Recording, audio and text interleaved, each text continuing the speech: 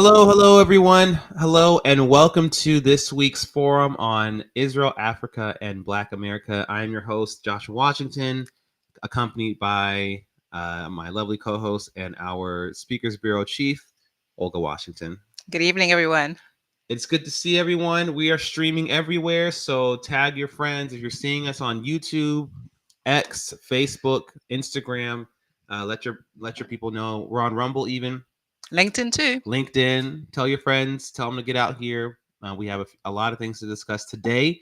So thank you for tuning in. If you don't know who we are and it's your first time on this forum, you can visit our website. Go to ibsi.org and you can check out our content and the documents even that kind of are the foundation of IBSI and what we do. And more information about our staff and everything. So go to our website. You can scan that QR code. You can also join us on Substack. We are on Substack, ibsi.org. Sorry, ibsi.substack.com or Africa Israel Weekly. We have articles, we have podcasts, we have all kinds of content on there as well. You can even become a premium subscriber. I was going to ask, if somebody says, why should I even bother to go and check you guys out? What's our one-line tag that encourages them to go?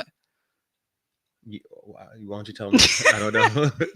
All right. So just for those that have not ever heard anything about the Institute for Black Solidarity with Israel, we are, as our name says, building bridges, educating for purposes of ensuring that the Black community and the African community is standing in solidarity with Israel. It's not only just focused on people of the darker color, but we do notice the significance of the Black people as it pertains to the whole Israel narrative. And so that's who we are, educationally focused, also doing great events. Like Joshua says, there's a lot of information that speaks to exactly how we do it and what we do it. I just thought that I'd throw that in case somebody was going, okay, but why are you making me work in order to go to your website? But yes, please do visit our website. And Joshua, as you were saying, become a legacy builder. What is a legacy builder, sir?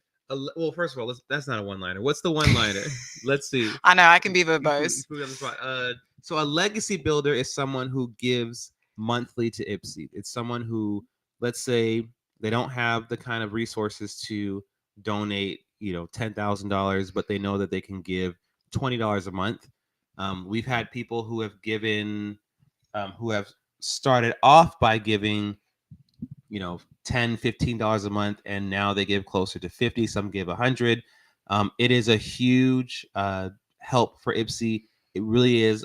Our monthly donors are so crucial. And so if you want to contribute and help IBSI to grow, go to ibsi.org/donate and become a legacy builder today. That would be very, very, that's the lifeblood of our work here at the Institute for Black Solidarity with Israel. What else do we have, Olga? We also have merchandise that you can find on our website, ranging from T-shirts. Sometimes Josh and I are wearing some of the great merch that's there. We also have an incredible notebook that one of our staff members, who happens also to be one of my sisters-in-law, has designed. It's a beautiful notebook that you can write in, obviously, but it also has images pertaining to Israel. We have a water bottle. Josh, do you want to show that there, so that even as you get your thirst on, you get your quench on, you're able to represent the Institute for Black Solidarity with Israel. We have mugs that have got quotes from the likes of Martin Luther King Jr., showcasing his Zionism. So there's great pieces that will be very useful in your day-to-day, but also showcasing the fact that you stand in solidarity with Israel. And of course, it supports the work that IBSI does. So please head out to our merch store on the website and make a purchase. Yes. Also, in that merch store, we have lots of things like Olga just said. We even have a journal, which is one of our latest editions. I don't know if we still have that picture from last week, but it's a beautiful journal that one of our staff members actually designed and put together. If you like to journal, if you like to write and put your thoughts down on paper, consider getting one of these beautiful IBSI journals and have it for yourself. It's good merchandise. It's good merchandise. And of course, if you have any ideas for what you would like to either wear or have around the office, one of the questions that we often get asked is how can we, particularly as non Jews, show our support for the Jewish people across the world and also for the state of Israel? Wearing your support for Israel and the Jewish people is a great way to show your solidarity. So we welcome feedback on any merch ideas that you may have that you would want to purchase. Yes, yes. All right. First things first. Well, one quick announcement, and that's just that. Well, actually, no. First things first. Olga, why don't you take it from here, and start us off? Sure. So today is Monday, the 9th of September. We would be remiss to not reflect on the fact that over the weekend it was the unfortunate 11-month mark of the tragedies that happened, the atrocities that happened on October 7, 2023. As of today, which is 334 days since that very dark day, there are still over 100 hostages held in captivity somewhere in Gaza. Somewhere in Gaza. Our hearts and our prayers continue to go out to not only the hostage families, but also the communities from which these individuals and these individuals were stolen. We continue to think of and pray for the IDF, as well as all of the security forces of the State of Israel, the Prime Minister of the State of Israel, together with his cabinet and other leaders, as they continue to have to make very difficult decisions about Israel in this continuous war. We pray that God gives the entire army and the nation of Israel victory, like victory. We often, as the Institute for Black Solidarity, say that it is not only going to be sufficient for these hostages to be brought back home, to be released, but also ensuring that Israel is not put in a position again where the atrocities that were committed by Hamas are able to take place. So frankly speaking, Hamas needs to be dealt with and dealt with effectively. So our prayers and our thoughts continue to be with the Jewish people. God willing, we will have good news before the 1 year anniversary. There continues to be this ongoing battle, not only on the southern border, but also on the northern border on various fronts. Israel continues to face attacks. And so may the God of Israel, who never slumbers or sleeps, continue to have his hand over his people. Amen. Yeah, well said. And it's been a tumultuous 11 months with the war, with Hezbollah to the north, with various factions. A few months ago, one of the IDF generals that we talked to were telling us that Israel's facing a war on more than just the two fronts with Hamas and Hezbollah, that it's multiple because there are other smaller factions that are also at different parts of Israel's border. And so we know that it's a very difficult time for our brothers and sisters in Israel. So like Olga said, our hearts go out to you and our prayers are going out for you as well. Yes. And we'll be talking more about specifically us being in Israel soon. There's some stuff that we're planning, so we'll keep you guys posted on that. So now, last week, not even last week, just a few days ago, we were in Washington, D.C. for our first live forum. And this was specifically geared toward pastors. So this was an IBSI pastors event that Olga and myself put together, and we, along with Pastor Roger Cheeks of the International Fellowship of Christians and Jews. So it was an IBSI and IFCJ collaboration. It was great. We had an amazing time. We keep it intimate on purpose. So we had about 20 pastors that were there from all around the DMV area, from Virginia, from DC, from Maryland. We were actually more technically in the Virginia area, but we were right in that DMV. So minutes away from both Maryland and DC. Some of our IBSI ambassadors came out. So that picture there you see is Tim Lateef all the way to the right. And then Rabbi Yaakov Hadani right next to him. And then Jasmine Aljuni on the far left. And of course, that's me and Olga. We had a great time with them. Some of them we haven't seen since the trip. And it was awesome for even, I think, the pastors that were there. There was some who came who knew who IBSI was and so wanted to get more information. But a lot of it was our collaboration with Reverend Duggar and Reverend Thomas, the two pastors that were there in that area specifically. They pulled out majority of the pastors, and some of them had no idea who we were. And by the end of that event, I mean, especially, yeah, at the end of the event, it was just, there were some tears, there were some really great words exchanged. There's a lot of like, wow, I didn't know this, and can you come back? Can you speak at my church? And so we're happy. IBSI is going to be doing more of these. As a matter of fact, we're already planning out what next year is going to look like each month, with the exception of 2 different months. Each month will be in a different city, having these conversations in the same level, the same intimate kind of setup, small group of pastors, empowering them, and then continuing to work with them after that. Um, which pastors, religious leaders in this country, in any society, are the fabric. They're a main part of the fabric of society. And the more informed our pastors are, the better off our society is. And our CEO said this during his talk with the pastors, is that, you know, people, the pastors who are already pro-Israel and they know what's going on in the Middle East, he said often they didn't choose the Middle East conflict. The Middle East conflict chose them, especially when we're talking about black pastors. A lot of these black pastors have been confronted with propaganda and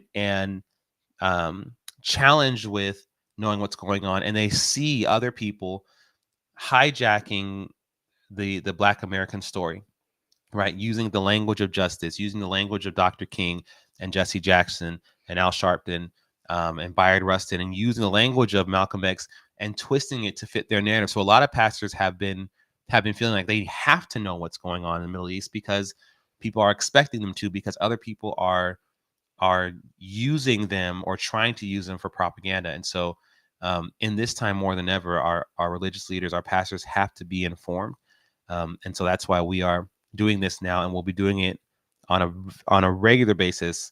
I think we might do one more this year, and then we have the whole next year. We're still planning that out, but we're excited about that. It's great. So even though Joshua explains the fact that we intentionally kept it at a very intimate number, around 20, the maximum that we'll be going for is 30, no more than that, is because we want to ensure that the pastors feel that they can ask the questions that they need to. There are some questions that need engaging, which you can't really do when there is a very big setting, either because we run out of time or they don't really know if they can feel comfortable. But because IBSI is not just about empowering by purposes of just here's what you need to know and then go away, but really unpacking what it means, because these pastors, like Joshua said, have got influence and they're going to be going back, and that is the purpose of this. It's not just a, oh, let's come eat and let's come fellowship and let's come kind of maybe know what's going on. No, it's know and learn and know that IBSI is there to continue to give you resources so that you can go back and tell the truth and preach the truth and empower your people to themselves become informed and to do something, to actually make a stand. I was doing some of the admin this afternoon. I still need to finish it all. But Joshua, even though we only had approximately, I say only, even though we reached our target of having 20 pastors plus some in the room, the impact of that by virtue of these pastors going back to their congregations, I calculated the numbers, is over 4,500. So imagine that. So if we do this properly, we have the potential to really and fundamentally transform and change the narrative, which is what the Institute for Black Solidarity is about. I also want to comment on the fact that it was so great to see our IBSI ambassadors. They have been with us now for 2 years. It's a journey that we've been traveling with them, engaging them on the regular, And by virtue of what we've been seeing already, but by seeing them engage themselves with the pastors in the room, once again affirm the fact that, and we give God glory for this, the IBSI model works. And in summary, that model is, it is not good enough just to parachute in and give people information, particularly the Black community. It's not just enough to galvanize them and say, oh, we need your support, come and say something, come and do something. But no, there has to be the continuous unpacking of these issues, ensuring that there's an understanding on a personal level, understanding on a communal level. What does this mean? How does this apply to the situation that's going around? And so to see them very excited to be with us, to see them also contribute was fascinating.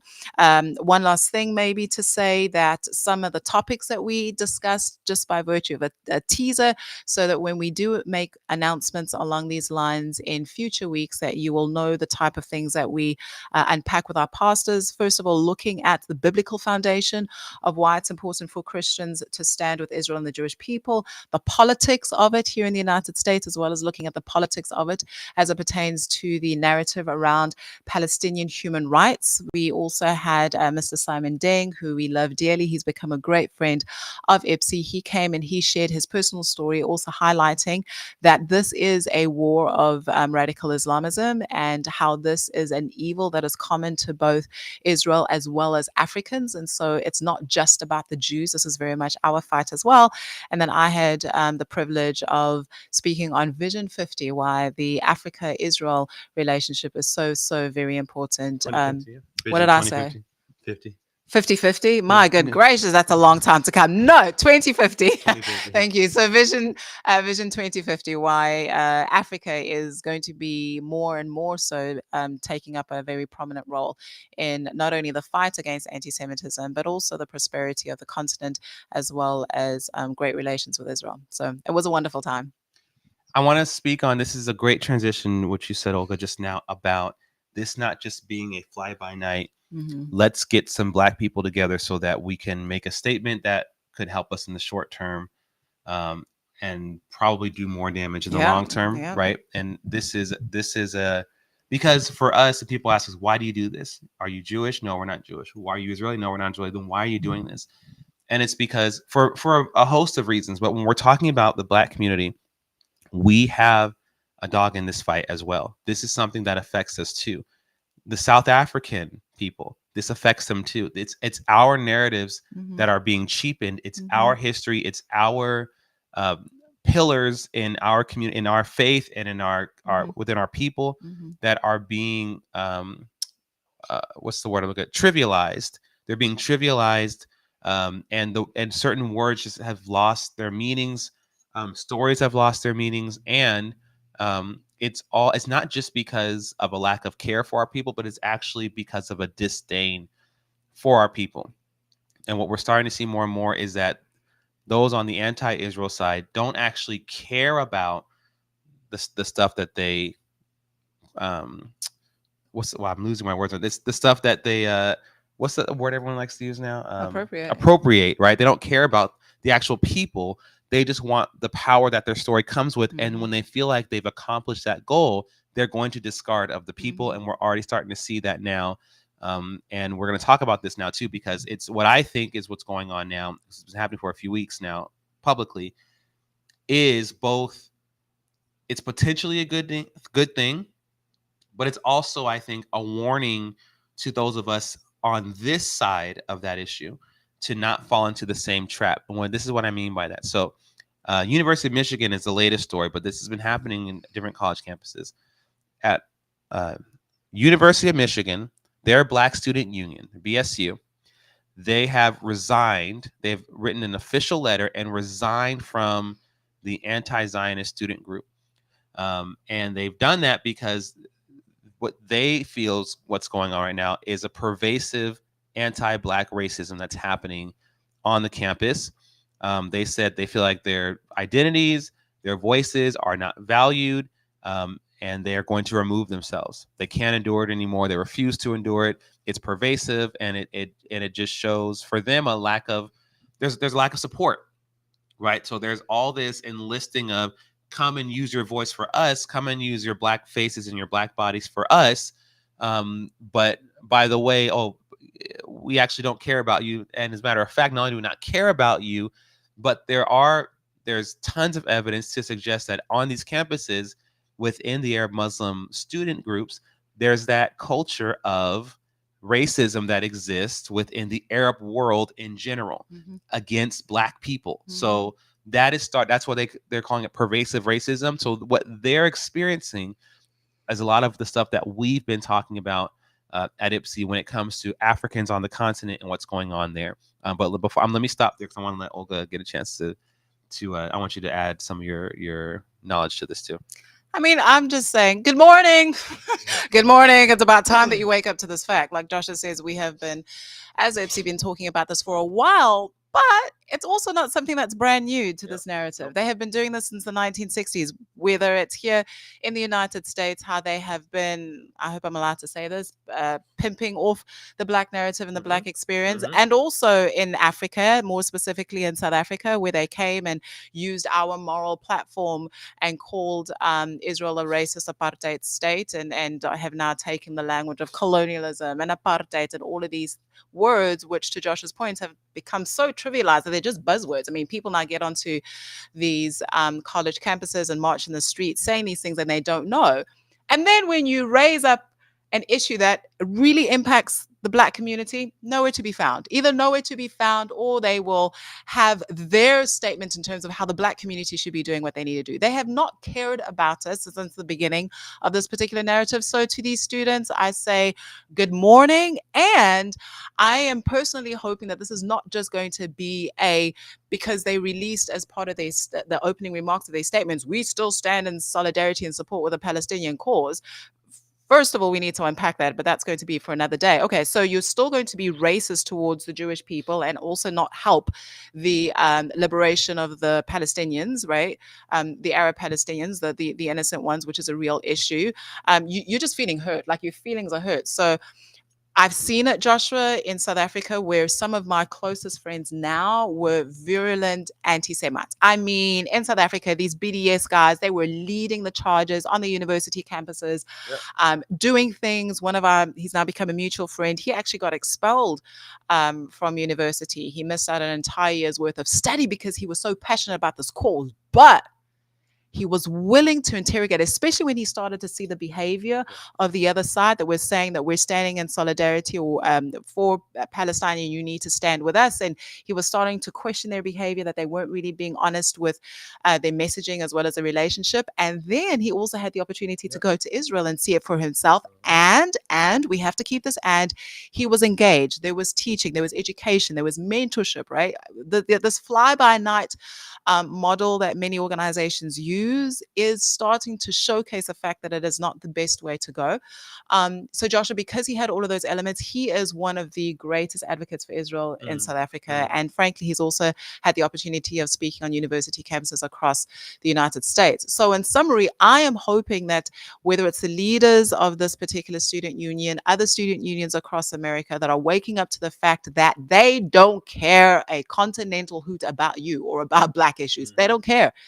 That not only will you just stay in your hurt feelings and then continue to be a Jew hater, but that you will start to ask the questions and learn and understand, who is this Israel? Even in her imperfection, Israel has been one of the greatest friends to the Black person, whether it is to African countries or by virtue of its Jewish inhabitants, right? Whether it's in Israel or in the diaspora, the Jews have been incredible friends to the African Americans if we're looking here in the United States. And so interrogate that and find out what is the truth about who these people are and who the state of Israel is. Absolutely. And so agreeing with you in that, and I said it before, this is a potential opportunity because like the person you were citing, there are always honest thinkers, out there. Honest thinkers are people like for instance, like Malcolm X. The last few years of his life, he distanced himself from the Nation of Islam. He started calling out what was going on in the Nation of Islam.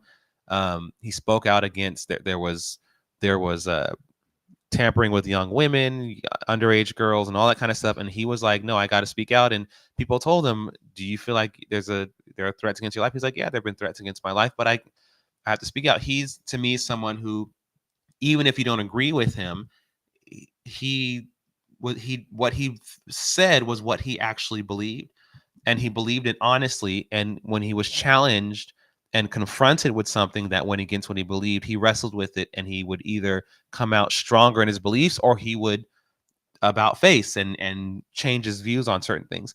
There are a lot of people like that out there. So the potential good part about this is that there will be some people within these Black student unions, these other Black activists, who go deeper and don't just say, well, these Arabs are mean to us, but say, you know what? Why is this a thing? Like, why do they feel so entitled to just say?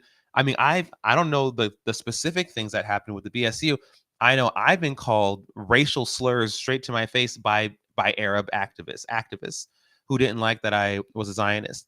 I'm telling you right now that there's so much comfort right now amongst the anti-Israel activists in the Arab community that, yeah, of course, that it would rear its ugly head right now with their black allies, because you, what's the it's like the abundance out of the abundance of Of the the heart, heart the the mouth mouth speaks. speaks. It's like you can't keep that in. You can hide it for a time, Mm-hmm. but after a while your true nature, if you're working with someone day to day, your true nature is going to come out.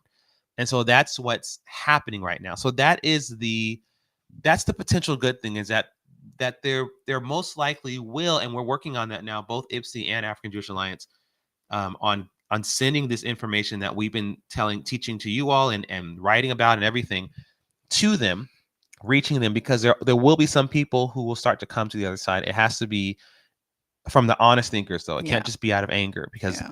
they will sabotage our side. However, I also think that it's a warning for those of us on this side, because there some of that using black voices when you need to, and then discarding, that does happen, unfortunately, on the pro-Israel side as well. Now, the difference is, by and large, there is not a culture of racism toward black people uh, in the Jewish space, in the pro-Israel space. What I mean by that is, this is what I mean by that. On the African continent, where Arabs have control over much of North Africa, you have slavery. Okay, in Gaza, you have this mentality that the name for black people, not just in Gaza, across the Arab world, is abid. They call black people slaves Today, like today. that's language today. Imagine today people in this country feeling 100% comfortable. I'm not talking about a few yahoos on Twitter or some people. I'm talking about, it is a cultural norm for people to call us slaves still, or people to still say niggers when they're talking about us. Imagine, like, widespread, like no one gets canceled. There's no reaction. There's nothing. It's just inward, inward, inward, and that's just what it. Imagine that we're still living in 1914, or something like that out here. Imagine that. Okay, that happens across the Arab world. Eldridge Cleaver, former Black Panther turned Zionist, spent several years in Algiers. He spent in a few other countries, including Cuba. He got to see up close and personal the racism of the Arabs to the blacks in those areas. And he said, this is back in the 60s, he said, these Arabs are even more racist than the white people are in America. And we're talking about, this is the 60s now. He's seen lynchings and all kinds of stuff. He said it's worse there. It's still 1960 something in the Arab world. Okay. So this culture is something that many Arab Muslims around the world are aware of and they approve of. There was a poll that was done several years ago, and I remember Bill Maher was arguing this. Someone was arguing him that the vast majority of Muslims aren't violent. He said yes, but, and this was back in the early 2000s, or I should say 2010, 11. He said yes, but another poll was done about who supports terror, and a third of Muslims around the world support terrorism.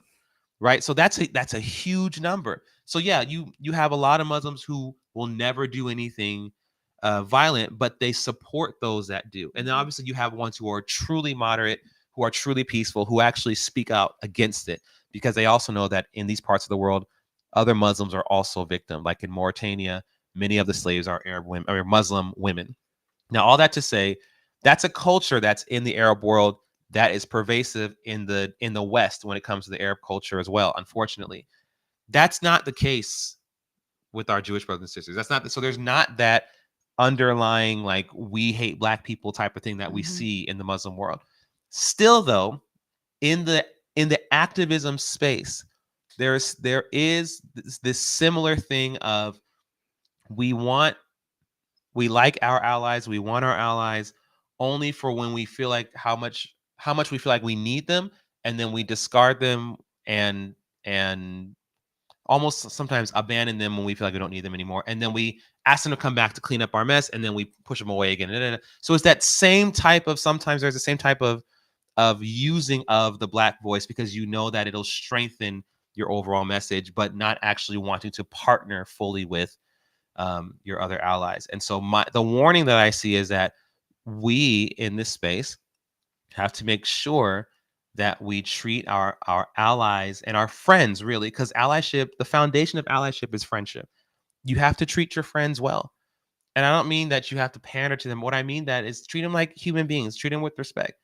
If you don't agree with something, let's talk about it. If you want to do, fine, but let's not, don't run the same risk of bolstering someone black because they happen to, you happen to agree with them, and then completely tearing them down when you don't agree with them anymore. It's what's going to happen is, or what's been happening actually, we have stories of people who used to be in the pro-Israel space who, like these Black Student Union students in Michigan University, they got burned because they had a question about this, or they wanted to understand why this, and because that didn't fit the script, they got burned, and so they got angry, and in their bitterness, they went over to the other side. We have to be, because what's happening there will happen over here if we're not careful. And it's not a threat. I'm not saying you better treat me and Olga and IBSI well, or we're gonna start back. That's not what I'm saying. What I'm saying is that we need to take our lessons from here, and this is for anyone. You have someone who's willing to come alongside you. Um, treat them well, treat them with respect, and make sure that you actually value them as a person, and that you're not just using them because you know what they bring to the table. Does that make sense? Yeah, no, I agree. So that's the warning, and I hope that you guys hear me in that message. And by the way, last thing about that, it's not the only place. A few weeks ago, there was a whole TikTok thing where a bunch of Arab and Palestinian activists were going at Black people. Black people oppress us too. There are Black people in Iraq who killed people. There are Black people who da da da, and you guys aren't really our friends. And so then there were a bunch of Black anti-Zionist, again, all in the same camp, right? Black anti-Zionist activists that basically were saying, you know what? Screw you guys then. Fine. I'm gonna take the Palestinian flag off of my thing. I'll never speak about it again. If that's what you truly want, and if that's how you're gonna come at me after all the work I've done for you, forget it.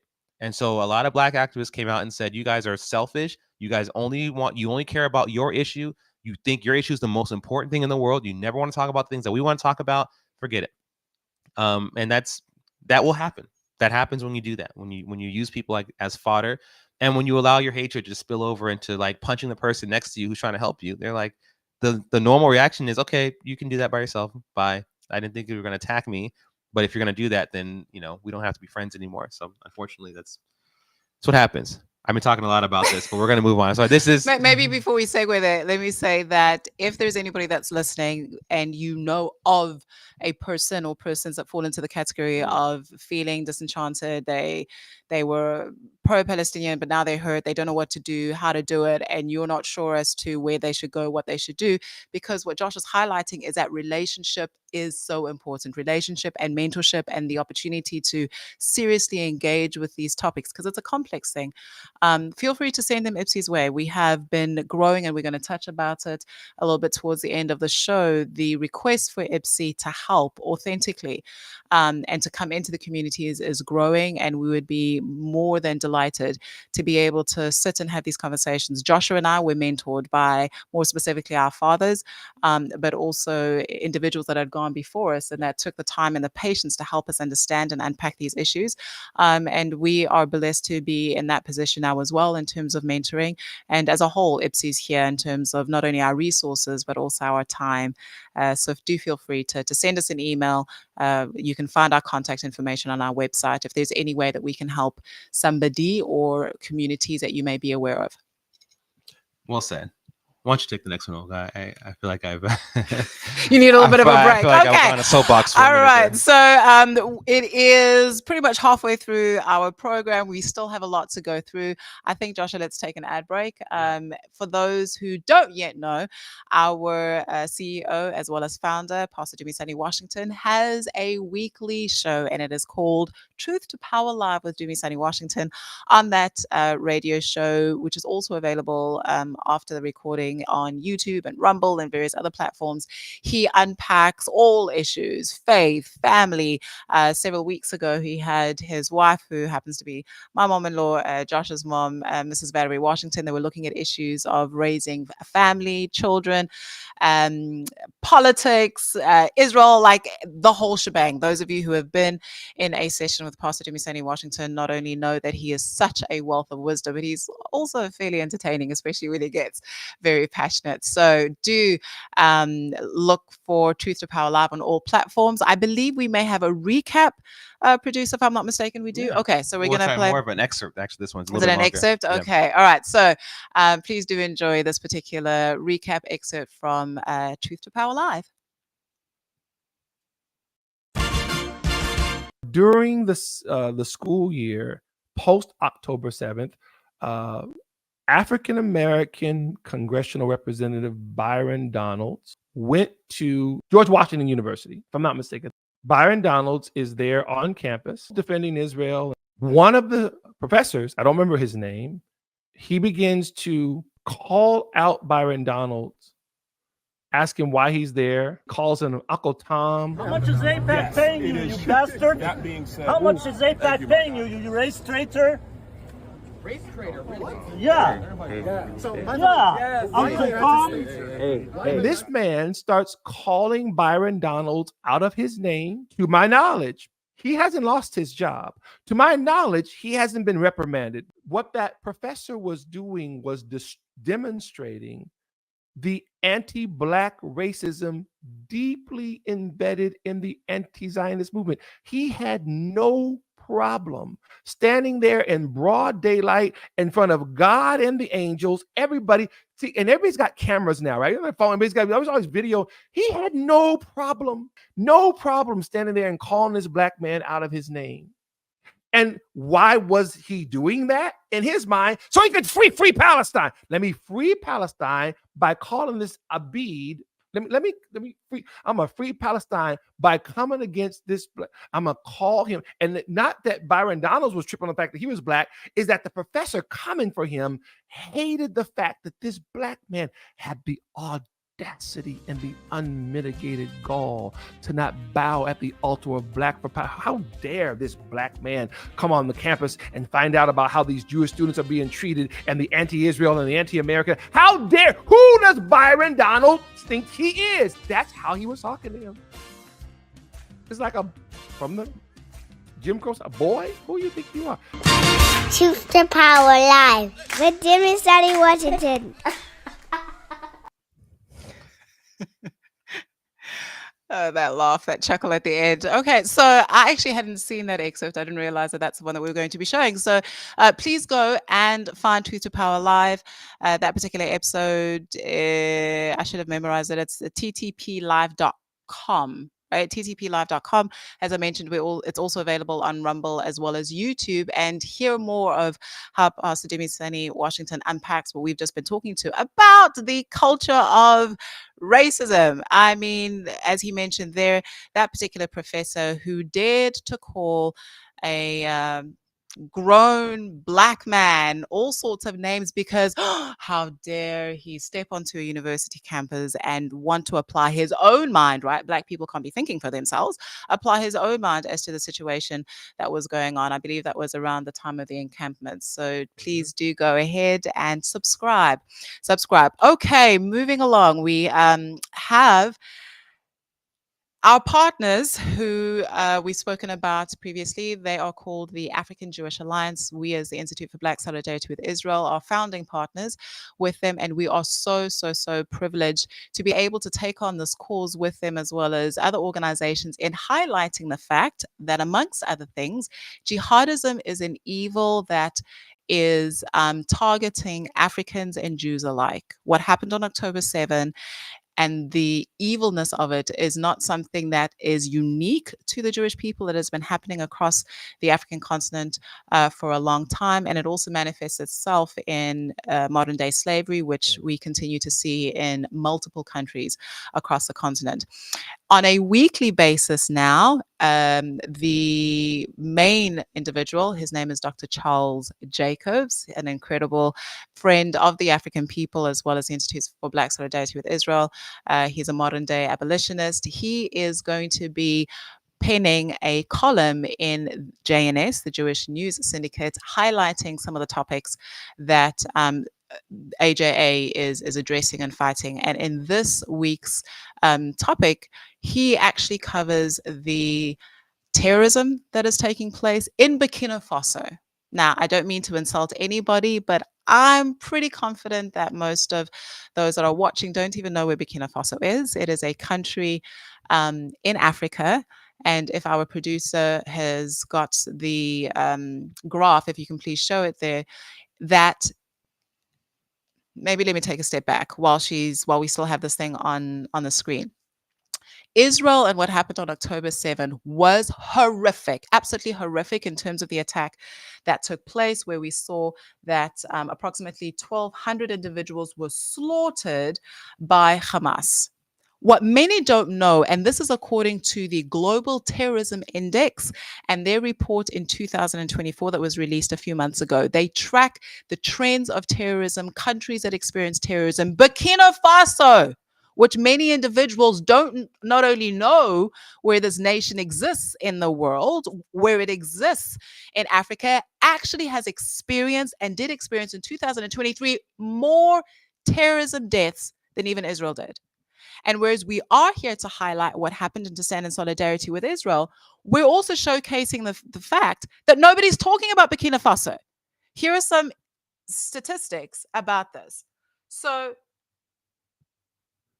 in the 13 years where the Global Terrorism Index has actually been covering and tracking terrorism taking place, Burkina Faso has increased in terms of the number of incidents year on year on year.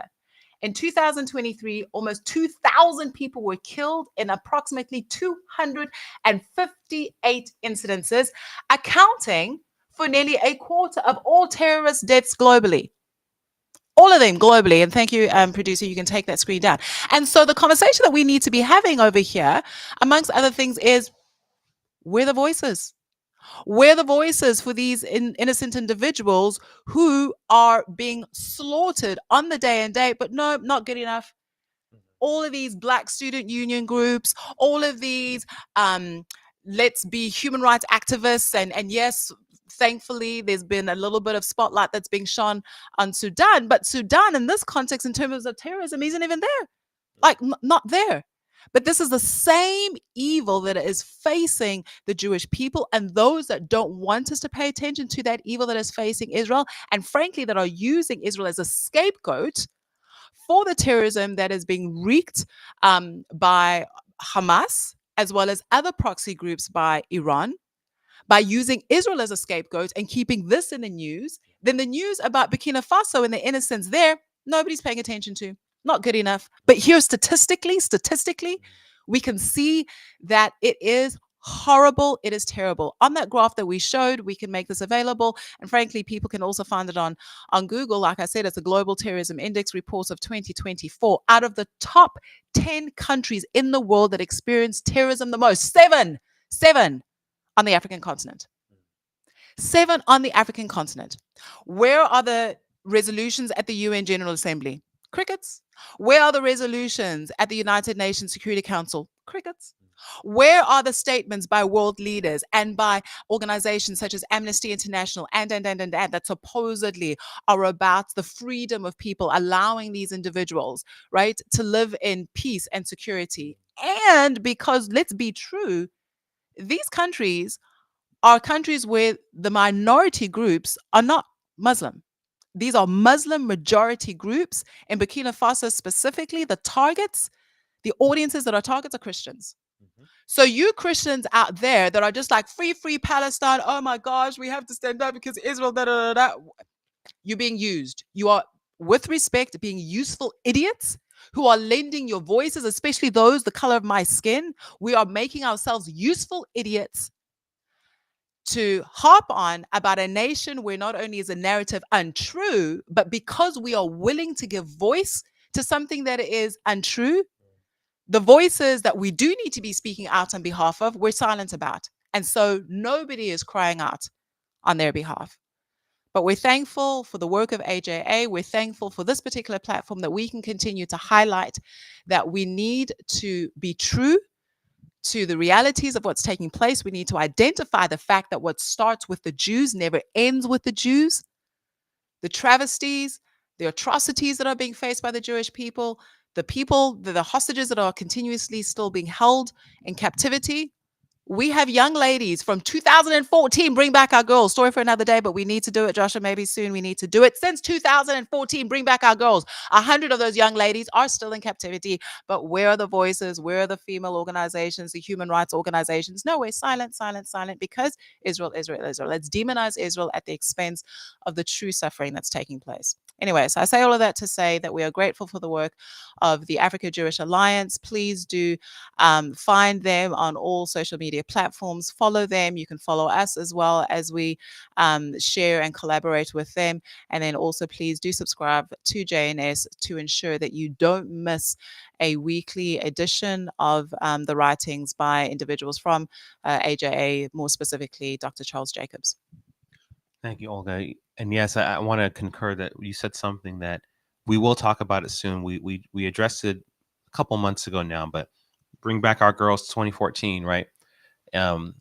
Just I want to say 2 months ago, we highlighted a story about a terrorist attack that happened in Nigeria, and 3 of the perpetrators, or 3 of the actual people who carried out the attack, they did it at the behest of Boko Haram. They were being used by them, but these were Nigerian women that were taken. And one of several of those kidnappings, these were the girls that never came back. They have been either thoroughly brainwashed or they were being forced against their will to be suicide bombers in Nigeria. So I know the world has moved on from Bring Back Our Girls, but Nigeria is still reeling from that right now, because not only are some of these families' daughters are still missing, but some of their daughters are now their enemies and are trying to eliminate them at the order of the people who took them in the first place. I can't even imagine. Just having your child gone is one thing, but then to have your child grow up in someone else's care to only come back and try to kill you is something that I can't even wrap my brain around. But that's what's happening in Nigeria right now. I mean, what's additionally scary is the fact that not only are these young ladies still in captivity, but we have had repeated kidnappings. This is ongoing. It's not just that it happened in 2014 and then later on there's 2018 with Leah Sharubi, who's still also in captivity because she refuses to denounce her faith. This happens on the go. So young ladies can't go to school or if they do go to school, then there's a fear that they may not come back. There's the beheadings. There's the mass killings of villages happening today. There's an actual genocide that's taking place in Nigeria against Christians, but then we have to contend with these lies. And then those of us who are too lazy to do the research, or who frankly are blinded by hatred for the Jewish people, don't even have the honesty to sit down and say, let's just interrogate this for a second. Let's ask the questions. Let's ask the real questions. We trivialize the actual pain and the actual genocide that's taking place in relation to many in the world, and here as we talk more specifically on the African continent, because we have chosen to, in our blind hatred for the Jewish people and even our jealousy, right? Our jealousy, our envy, which then leads to this hatred, we have chosen rather to be blinded by that and so be unavailable for real causes in terms of speaking up for the vulnerable and the oppressed. Absolutely. I remember we shared a video that went viral and got a lot of different responses. That was shared with us. There's a video of Nigerian Christians praying and worshiping in the remains of their church. So their church had been burned down by, we don't know if Boko Haram or the Flying Herds, but it was radical Islamists who burned this church down. And pastor and his congregants were still there, and they were singing. There's a couple of different clips of that. We showed that before. We may show it again. And like you were saying, Olga, the evil of this, because some of even the responses, almost all of the so it was mixed between positive and negative, right? Or I should say, people who are just, her hearts were broken for it, and those who were defending it. And the thing that I noticed about those who were defending it, defending the church burning, or I should say justifying it, they were all saying almost the same exact thing, like they were getting their marching orders from somewhere. They would all comment and say, LOL, or haha, this is so ridiculous. Islam forbids burning down of religious institutions, so these can't be Muslims. So my response after a while was, okay, then you go tell them that then, because they definitely said Allahu Akbar when they did it. So that's your problem, not mine. Like, don't come and yell at me and tell me these aren't really Muslims because the Quran forbids. Okay, go talk to them about the Quran then. They're the ones who are holding the Quran while they're shooting pastors in the face in front of their congregants, while you're laughing and saying it's ridiculous. That's the evil, and that's what I'm saying, is that it's not just the unconcern for the African, it's the hatred of the they're laughing. They were on social media, and not just accounts with no pictures. There were hundreds of accounts. Some of them have blue checks. Some of them you could see their faces clearly. They had followers of real people on the internet laughing at these suffering Christians in Nigeria who are suffering at the hands of radical Islam. It is evil. And the moment that we clam up because we don't want to be subject to that kind of ridicule is the moment that they win.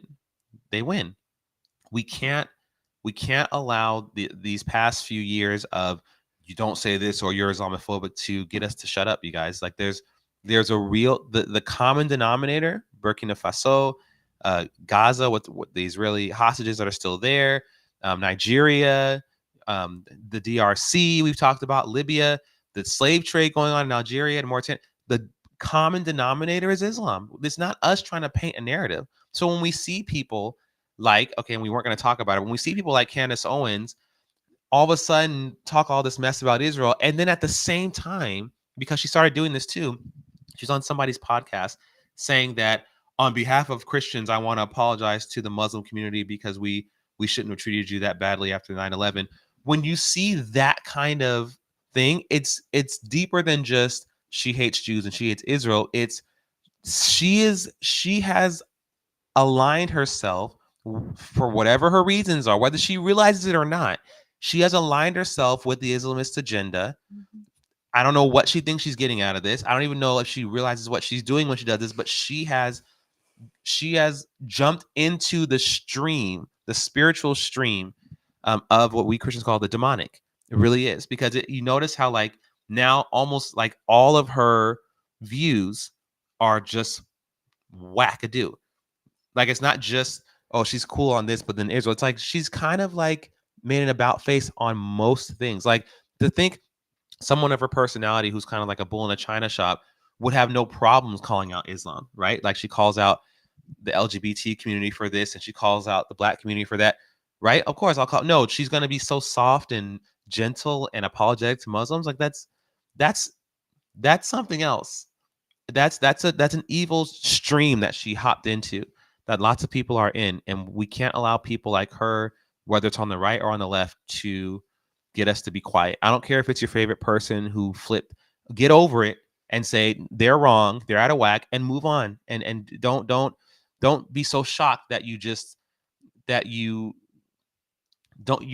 are not beholden to anyone except your creator. If you believe in God, that's the only entity you're beholden to, and your spouse, right? Your family, but like your children, I mean. But like in terms of your favorite speaker, your favorite activist, if they start speaking nonsense, you need to have the guts to say, okay, well, you know what, I used to like them, but now they're whack, and I'll denounce them. I'll even publicly say something against them, and I'll move on. Because you never know who else you're influencing. There are other people who follow you following them who'll go, you know what, I'll stop listening to them too. But we can't be soft when it's someone who happened to be closer to our side, or who happen to say things that we agreed with at first. We have to speak out against them. We have to. Okay, we're not going to end on a sad note this time. We actually have a really fun video to share with you. I'm not even going to explain it because I think there's captions on it, but you guys just watch it. It's really cool. Before we have a couple more, after that, we have one more thing to say, but check out this video. It's in Israel. It's just so much fun. If we have it, Miss Producer, go ahead and put that up there. Oh, okay. Well, before she puts it up, I'll say this now, that IBSI is, we are venturing into some big stuff, and some, like I said, I talked about the pastors events and everything. We, more than ever before, IBSI needs your help. We have a video on that in a moment as well. But in terms of fundraising for the Institute for Black Solidarity with Israel, if you haven't already, become a legacy builder. If you are a legacy builder, consider upping your monthly giving.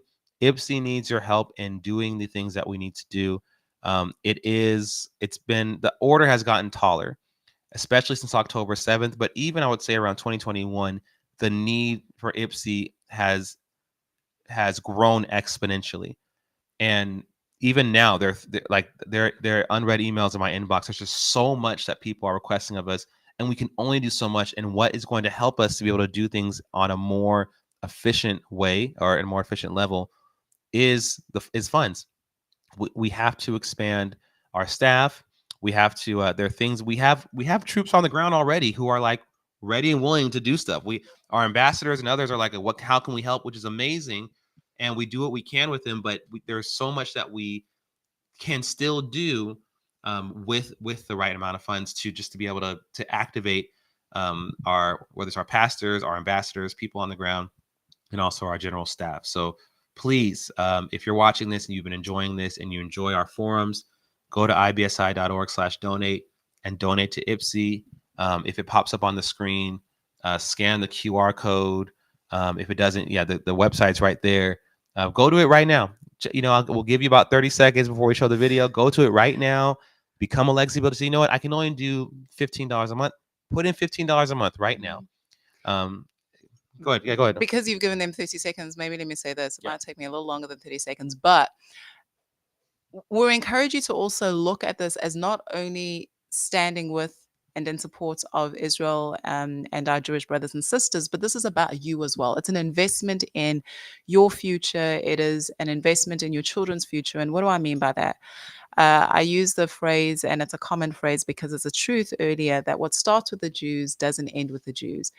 If we are standing side by side with them and fighting against the threat that is against them, we also have shown and given an example about the fact that the jihadist threat against Israel is also a threat that is against the Africans as well as other communities, then we benefit from it, right? If we're able to quell that evil, then we benefit from it. As people living in the United States of America, as people living in the West, we see that the efforts on our student campuses and on the streets of New York and Los Angeles, these efforts are not about freeing Palestine, even though that's the phrasing that they're using. They're saying globalize the intifada. They're pulling down the American flag. They're coming for the freedoms that we hold so dearly. They are implementing Sharia law in various communities across the United States. So strengthening and ensuring that people understand who Israel is and who the Jewish people are is about protecting and upholding Western values that we hold so dearly. I mean, people used to ask me, and I still sometimes get asked, Olga, why do you do this? And my main reasons are threefold. Very quickly, one is because I'm a Christian. This is in obedience to God Almighty. This is about my relationship with God. Number two, my history as a South African. Don't trivialize my history. Don't lie about who my people are and what we did and what we didn't do so that you can misappropriate our history for purposes of attacking another group of people. And then thirdly, and I'm going through these very, very quickly, as an African, I understand that the potential that my continent has, the beauty that our people have, and the resources that are there. And if we are fully going to tap into all that Africa has, then we have to get this relationship with Israel right, as well as pushing against our enemies. So when you think about the Institute for Black Solidarity with Israel, yes, it's about solidarity with Israel and the Jewish people, but it is an investment in you. It is an investment in your community, your future. Amen. All right. So I hope that gave you enough time to go to ibsi.org/donate and donate to IBSI, become a legacy builder. And now, ladies and gentlemen, please enjoy this lighthearted video.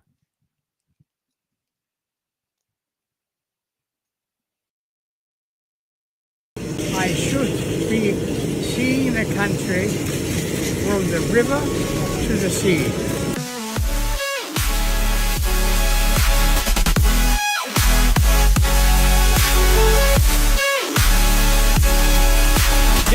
It's only 100 years old. That's it. That was it. So that was a Holocaust survivor, 100 years old. He skydived in Israel. This is recent news. We just saw this on Instagram earlier today, and I was like, wow, I don't think I'll ever skydive in my life. And this guy, Never say never. I don't think so. You did once, right? I did. Whew, 100 years old, this guy. And just how beautiful that is that he survived a genocide. He survived the Shoah, the destruction of the Jewish people in Europe. And not only did he survive it, he lived to see his homeland reborn. And not only that, but now he's 100 years old flying over it, with the parachute. Like that's I don't know what I mean. I don't have a word to describe that. Celebrating life, man. Awesome. It's incredible. So I hope you guys enjoyed that. And we have one last video for you. Again, IBSI needs your help. We're moving forward, and we're always going to be pressing forward, but we definitely need your help in this fight. Producer, if you have that last video, you can go ahead and play it for them now, please, ma'am. Hello, everyone. Dumisani Washington, founder and CEO of the Institute for Black Solidarity with Israel, here to do two things. First, I want to thank you for your support of IBSI. Through your prayers and charitable giving, we've been able to reach more and more of the Black American community, as well as African pastors and leaders, with a message of solidarity between Israel and Africa and the Black and Jewish communities. Second, I have to state the obvious. There's much more that needs to be done. With the rise in anti-Semitism following the horrific Hamas attacks against Israel last October, IBSI has seen an unprecedented increase in requests for appearances, consultation, and collaboration. In July, I received a message from the Israeli Prime Minister's office inviting me to a private meeting along with other top Christian leaders in the U.S. I was unable to attend the meeting as I was just landing at LAX for a series of IBSI meetings in Southern California. A few days ago, my latest interview with Israel's I-24 News was while standing in a restaurant parking lot en route to Washington, D.C. for the Forum on Israel, Africa, and Black America. When I suggested to the producer that we postpone the interview for after my trip when I can be in our studio, he insisted that we simply do it via mobile Zoom because, quote, our audience needs to hear from you now, end quote. Tomorrow, I head back to Washington, D.C. for the Wall Builders Congressional Pastors Briefing. Then, Valor and I fly to Dallas to attend Daystar's Israel Allies Foundation Gala Award Dinner. I had the honor of meeting Dr. Doug and Joni Lamb last spring and appearing on the Daystar Network. After Dallas, we returned to Washington, D.C. for the inaugural meeting of the Christian Conference of Presidents for Israel, and later for the Israeli Action Council's National Summit, where I will speak to both the attendees as well as the IAC leaders. All of IBSI's 2024 travel and events will culminate in an African and Black American pastors tour to Israel in late November. Those are just some of the highlights. Simply put, in order for IBSI to meet the increased challenge ahead, there must be an increased giving, and we need to raise $20,000 this month. If you believe in the work of the Institute for Black Solidarity with Israel and want to see it go forward, please consider making a tax-deductible gift today. You can give online at ibsi.org/donate, or you can mail a check to the address you see there.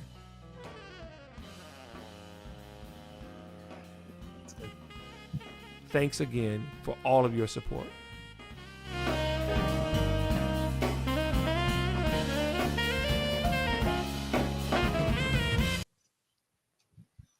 Ladies and gentlemen, you heard the man. So please, last time, I see people saying thank you for your support. Thank you for your kind words and for your support for those who are already giving to IBSI. Go to ibsi.org/donate right now for those who are watching. Again, if you are already a legacy builder, consider changing your amount, just adding a few more dollars there. I mean, that would be greatly appreciated. We need to reach 20,000 this month in order to fulfill all those things that our CEO listed are just within this month. Maybe one of them is in October, but all is within this month, pretty much all of them. And like I said, we answer to the call. For those who again, for our fellow Christians who might be watching, sometimes you answer the call, you don't know how it's going to happen, but you say, "Okay, yes, All right, Lord, Lord. yes, I'll do it. I have no idea. I have no money. I have no and God has always provided, and many of the ways He's provided is through people like you. So please, ibsi.org/donate. You can go to the website now. We would greatly appreciate it, and we hope that you guys have enjoyed our live forum tonight. We'll be back next week, same time, same place, 8 p.m. Eastern time, and we will see you there. All right. Thank you, everybody, for being with us this evening. Good night. Good night.